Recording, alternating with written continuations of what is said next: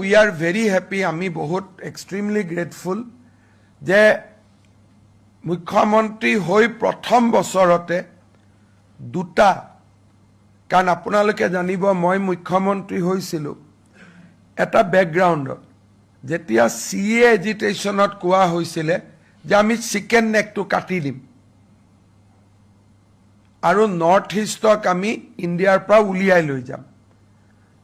When I took over as a CM, this matter was discussed at highest level with very seriously. Although Sarjit Alamadir, it was a statement, but that has been taken very seriously. Je eto JNUৰ পৰা ওলোৱা এটা slogan আছিল যে আমি chicken neck কাটি দিম, কিন্তু আমি ইয়াক বহুত সিৰিয়াসলি লৈছিলোঁ. তিনটা কাম কৰা হল. এটা হল চিকেন নেকৰ থ্ৰদি তলেদি আন্ডাৰপাস, এতিয়া যেতিয়া আমি শিলিগুৰিলৈকে যাম আফটাৰ 5 years আমি সুৰংগৰ তলেদি যাম railway, and that is now railway is secured. The next effort will be to build a highway beneath that chicken neck তলেদি যাবৰ কাৰণে, যাতে ওপৰৰ পৰা চিকেন নেকক কোনোবাই বম মাৰিলেও the connectivity continue থাকে.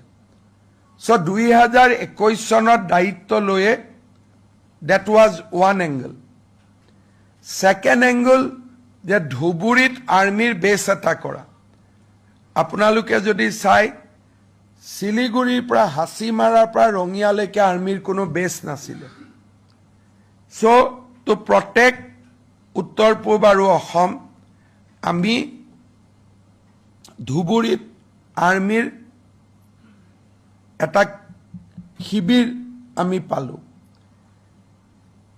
ELF মৰাণ প্ৰধানমন্ত্ৰী ডাঙৰীয়া এনে আহা নাই. It is a very high stake projects. কালি কিছুমানে ইয়াক এয়াৰপৰ্টৰ সিঙ্গাৰা চাহৰ লগত তুলনা কৰিছে, বাট এই প্ৰজেক্টটো সেই প্ৰজেক্ট নহয়. এইটো উত্তৰ পূৰ্বক ষ্ট্ৰেটেজিক সিকিউৰিটি দিয়াৰ প্ৰজেক্ট. এতিয়া ৰাছিয়া আৰু ইউক্ৰেইনৰ যুদ্ধ হৈ আছে. আজিকালি যুদ্ধত গাঁৱত টাউনত বম নামাৰে, ইনফ্ৰাত বম মাৰে. যদি ডিব্ৰুগড় বিমানবন্দৰত বম পৰে তেতিয়াহ'লে ফ্লাইট ক'ৰ পৰা উৰিব, যুদ্ধ জাহাজ ক'ৰ পৰা উৰিব. And ELF